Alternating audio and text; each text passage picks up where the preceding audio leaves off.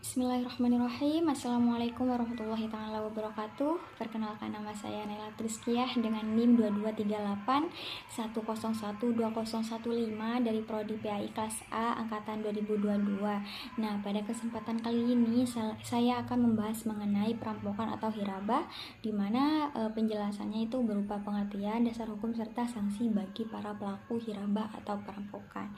Nah, yang pertama yaitu pengertian dari hirabah atau perampokan. Nah, dalam perspektif hukum pidana Islam atau fikih jinayah, hirabah itu diambil dari kata hab yang artinya menyerang dan menyambar harta. Sedangkan secara istilah, hirabah itu dapat diartikan sebagai suatu perbuatan seseorang dengan maksud mengambil harta orang lain dengan paksa menggunakan kekuatan, baik dilakukan secara perseorangan atau secara kelompok.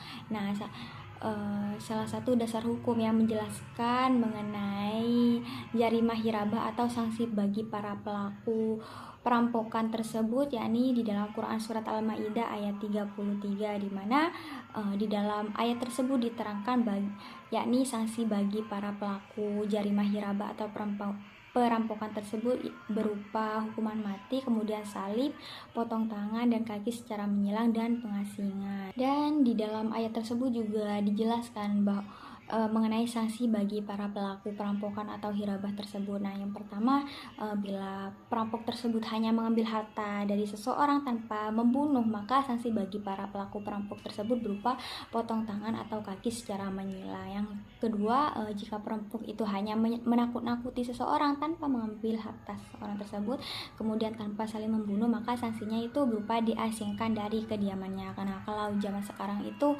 hukumannya berupa penjara.